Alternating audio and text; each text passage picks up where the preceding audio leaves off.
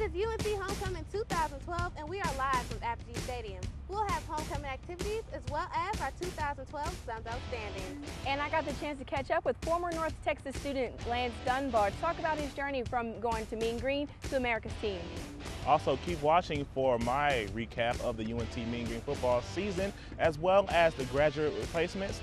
I'll have a short injury report along with an introduction to the third phase of the game's special teams. All this and more on Mean Green SprortsZone.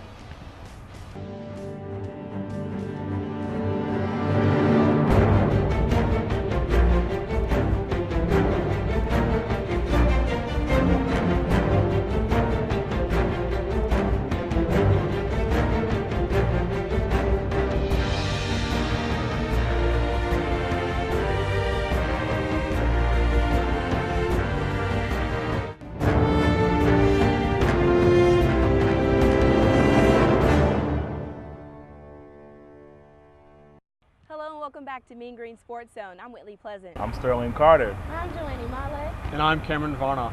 Well, it's homecoming this week, so Joanne, what do you got for us? Well, what I have for you today is actually a look into the homecoming activities that took place this week at UNT. We had many festivals as well as Yell Like Hell and a bonfire for our students to participate in. Plenty of alumni came out today, so I'm going to show you a look at what happened this week at UNT during Homecoming 2012. Welcome to UNT Homecoming 2012. We had bonfires, floats, and a whole lot of students ripping the stage. Traditionally, UNT has the Yell Like Hell competition where students bring out their best moves. With UNT in a transitional period in regards to school spirit, UNT is taking leaps and strides to making UNT Homecoming everything students and alumni are looking forward to every year. Our dance team been doing really good. We won first place at Yell Like Hell. Are you not there? I was there. You know, it was awesome. Getting to see all the other floats and just enjoying getting to experience UNT. Definitely enjoy Homecoming 2012. UNT Homecoming 2012 will be one to remember for the ages. Joanne Male, Mean Green, Sports Zone. And this week, Homecoming 2012 has been great, and we're looking forward to taking on the Red Wolves and winning the game. So back to you, Sterling. Oh man, speaking of homecoming, UNT is playing Arkansas State today, but before I can get into that, I need to give you a season recap of this season. It's been filled with comeback wins, close games, tough victories, and come from behind wins. So here's a quick recap. UNT went into Tiger Stadium, LSU, and many thought that it was going to be a blowout win. And even though we did lose 41-14, Derek Thompson connected to Chancellor for 2 touchdown passes, and we did not give up a sack.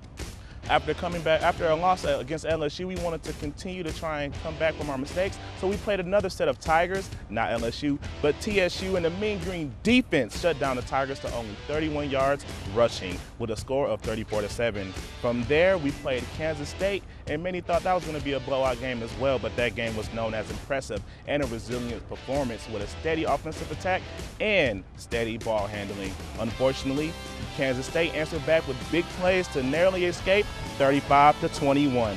From there, we played a game that was known as a missed opportunity. Troy beat us 14-7. Hoping to bounce back, we went to FAU Stadium. The defense forced 3 turnovers. Zach Olin made 2 field goals to lead the Mean Green to a 20-14 win. Thompson threw for 250 yards, which is his season best. North Texas lost again against U of H, 44-21, in UNT's final non-conference game of the season. Now this game is one for the record books, looking to keep that momentum and to provide that spark that was needed for UNT to actually and hopefully get a chance to play in Sun Belt Conference. We played Louisiana Lafayette. Losing at first, Derek Thompson threw a screenplay to Jimerson, 78 yards, which is on an ESPN Top 10 to win the game 30-23. Last week, Middle Tennessee beat us 38-21. Right now, UNT is 3-5, 2-2 in conference, and we're playing Arkansas State, who is 5-3. And Arkansas State is led by quarterback attack Ryan Alpine and Josh Jarbo and David Oku. This is going to be a great game to watch. You know, UNT has had quite a season, but moving on to Arkansas State, who we play tonight, With only one victory away from reaching bowl eligibility, the Arkansas State Red Wolves have won their last 3 games. So you know that they're hungry for another road win. As of right now, A-State is 5-3 overall and 3-1 in conference play.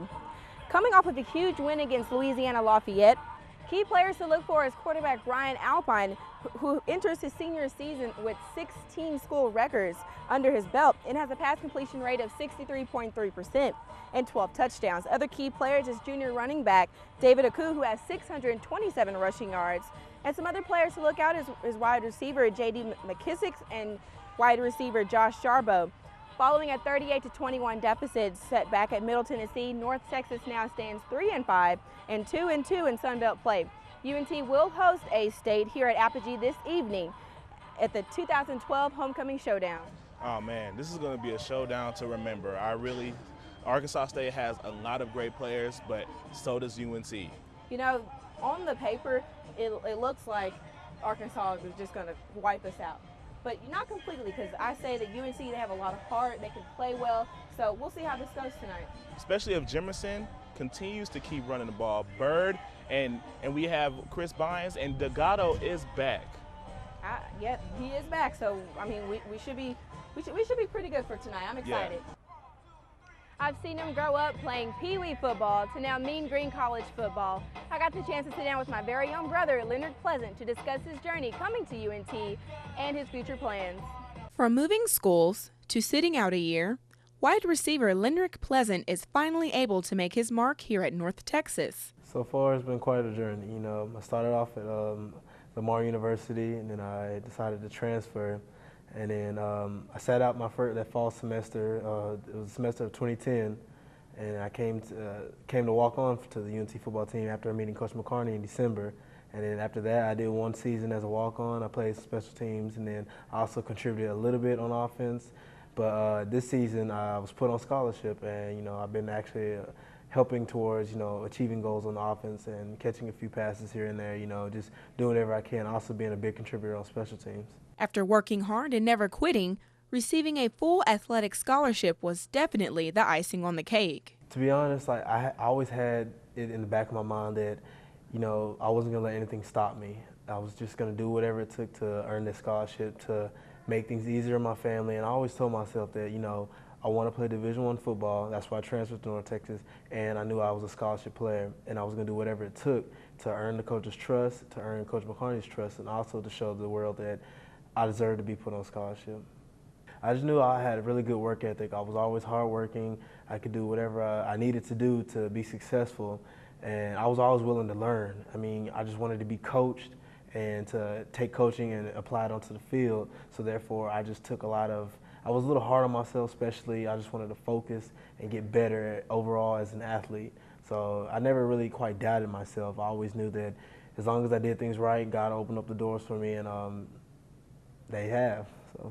Every practice is a chance for Pleasant to get even better for game days. I know we have things to accomplish for that day, and usually when it's Tuesdays when we're setting up new game plans for the week, I know that I have to hit it hard because Tuesday's the hardest workload of the week. And I just know that as far as work ethic, I know that every play counts, every drill counts. So coaches always tell you, either you're going to get better or you're going to get worse. And I feel like if I don't get better each day, then I feel like it's a failure for that day. It's homecoming week, so the pressure is on for a win. Confident in my team. I know what we can do. I know what we're capable of. I know both sides, offensive, defense, and special teams. I feel as if we execute the game plan, I feel like we can come out with this W. Like, as long as we do all 3 phases and win all 3 phases, I know we can come out with this W. With his time left at UNT coming to an end soon, Pleasant is still striving to reach every one of his goals. My goals is to, of course, continue to be a contributor on offense, continue to make more plays on offense, to be more, not well known, but more of a go-to guy later on. I know that I have a role to play. There are seniors in front of me, but also, we get a lot of snaps. We rotate in, especially with a lot of these injuries. But goals for myself is I really want to be a really big factor next season. It'll be my senior season. I really see myself as being a starter.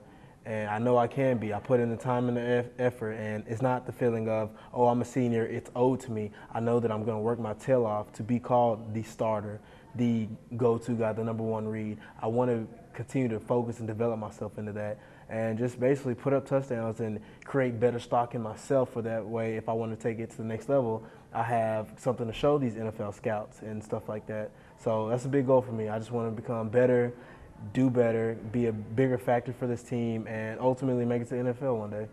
Whitley Pleasant, Mean Green Sports Zone.